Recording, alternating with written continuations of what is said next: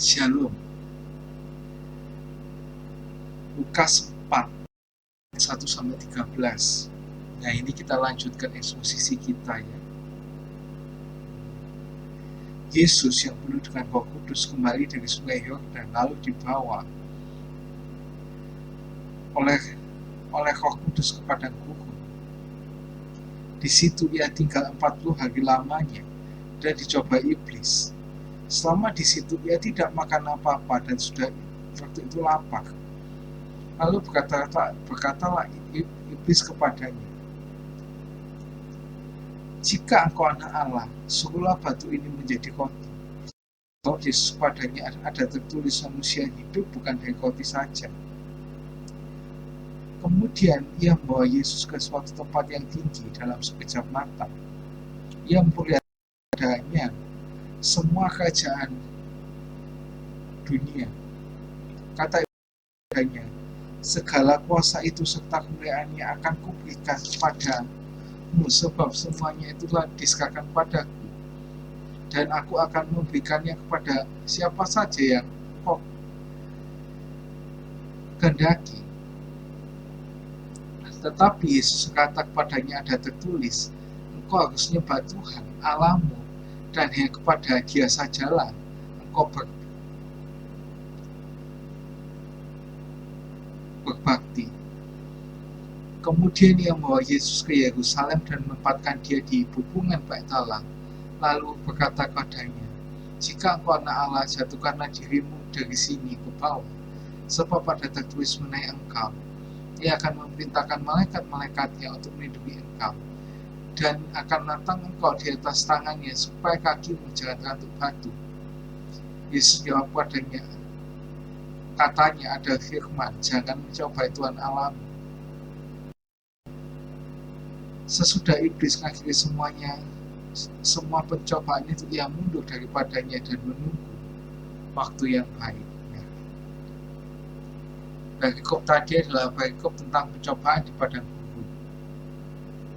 Ya. Di sini konteksnya sebelumnya itu Tuhan Yesus dibaptis sama Yohanes, bukan karena Yesus itu berdosa, tapi untuk memberikan keteladanan pada kita, untuk menunjukkan kehendak hatinya kepada kita, dan menunjukkan perkenanan Bapa kepada Yesus. Bukan karena Yesus itu berdosa, kayak yang banyak dituduhkan ya.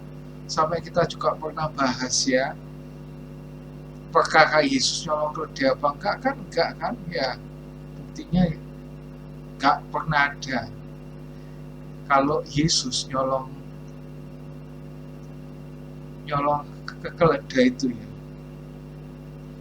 Nah, di sini tuh Roh Kudus tuh nggak bawa langsung Tuhan Yesus langsung ke panggung pelayanan, tapi kok malah bawanya ke padang gurun.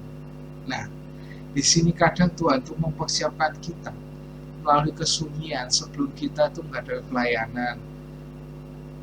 Memang nggak tahu ya berapa lamanya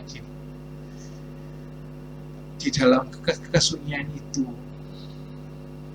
Tapi kita juga perlu ya sabar dan tetap berserah saat kita di kondisi saat itu. Sekarang kita belajar di percobaan yang pertama, yaitu batu menjadi roti. Kita baca di ayat yang ke-3 dan ke-4. Lalu berkatalah iblis kepadanya, "Jika engkau adalah anak Allah, suruhlah batu ini menjadi roti." Jawab Yesus kepadanya, manusia hidup bukan dari roti saja. Nah, sekarang yang iblis ini, yang pertama ini kepada kebutuhan fisik gitu ya, yang bertujuan untuk menggunakan kuasa ilahi demi kepentingan kepentingan diri sendiri gitu ya. Karena apa? Di sini Tuhan Yesus tuh lapar banget ya, pasti sudah 40 hari 40 malam itu gak makan gitu ya.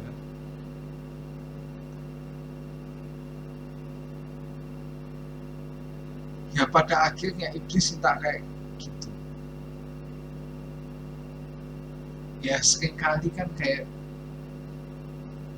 gini kan, kita kalau sudah butuh kebutuhan fisik ini, iblis tuh bisa aja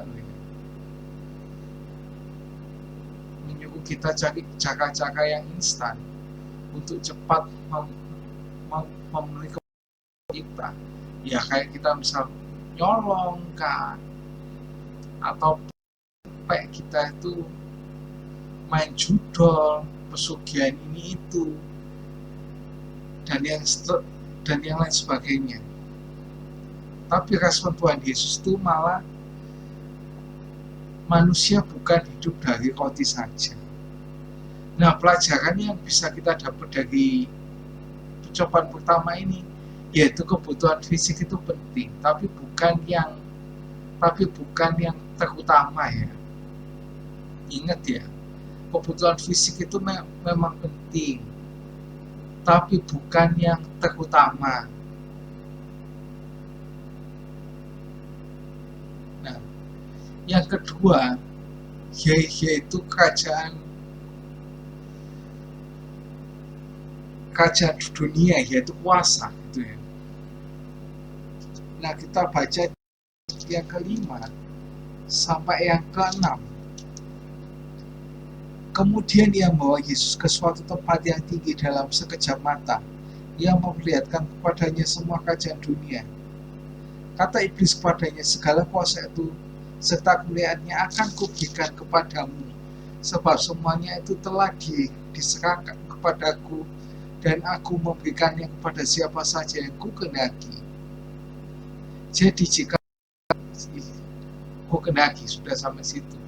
Nah, di sini iblis menawarkan jalan pintas, melalui kemuliaan tanpa salib,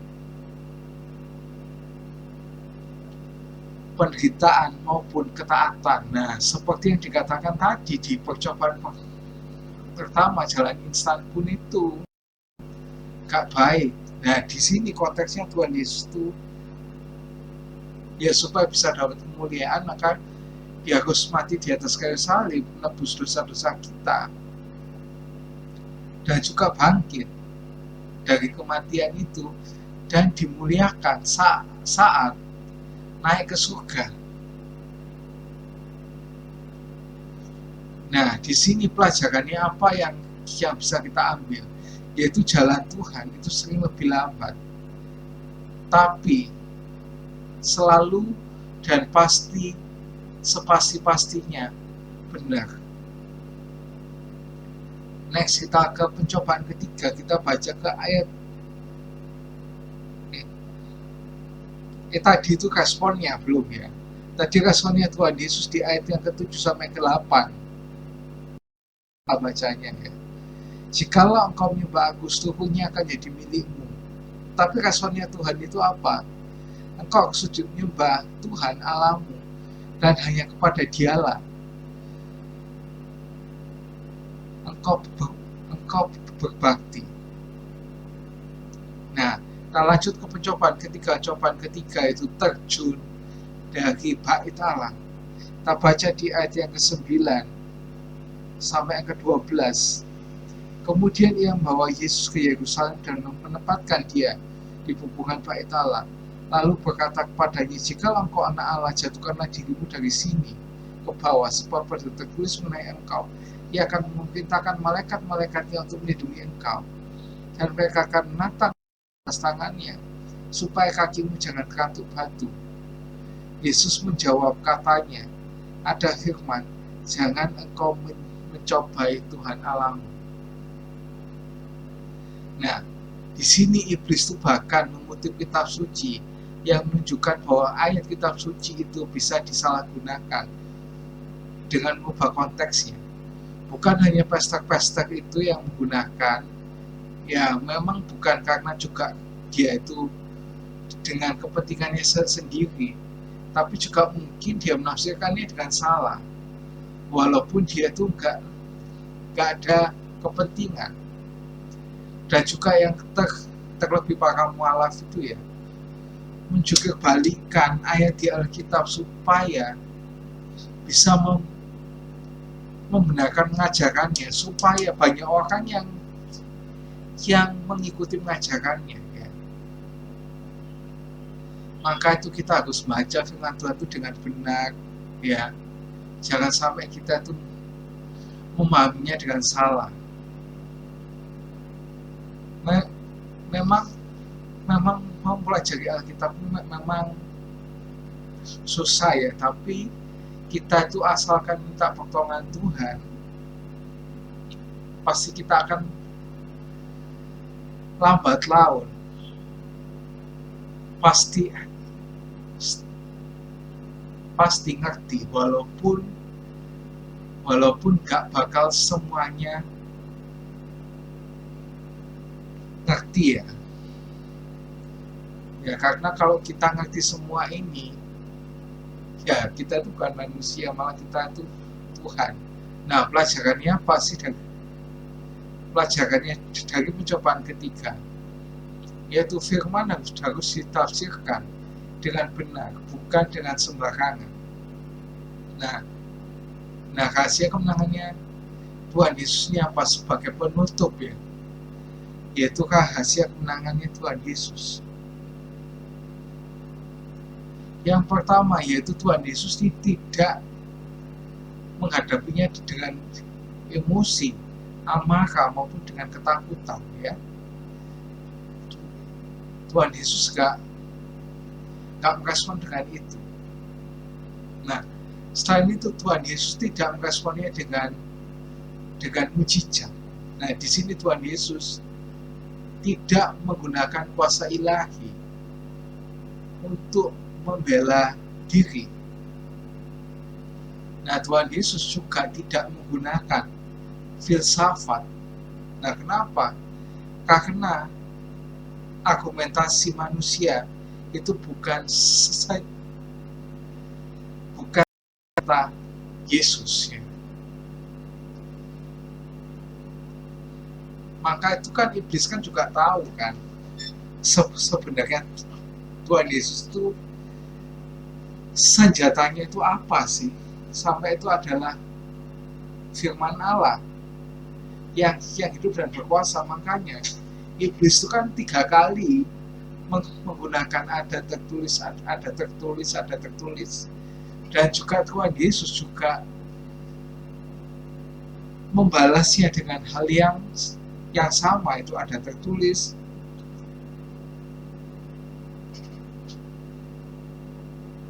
Ada tertulis dan ada tertulis juga. Nah, makanya itu karena itu Tuhan Yesus bisa menang dengan firman Tuhan, dan juga karena dia itu adalah perwujudan firman itu dalam bentuk manusia, maka itu bisa menang. Kan seperti yang dikatakan di ayat yang ke-13, sesudah iblis mengakhiri semua pencobaan itu, ia mundur daripadanya dan menunggu waktu yang baik. Jadi waktu kita menghadapi pencobaan, pastikan kita itu menghadapinya itu dengan firman Tuhan ya.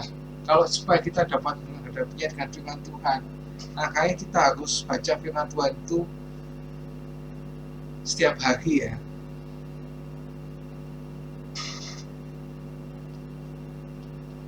See you and God bless you.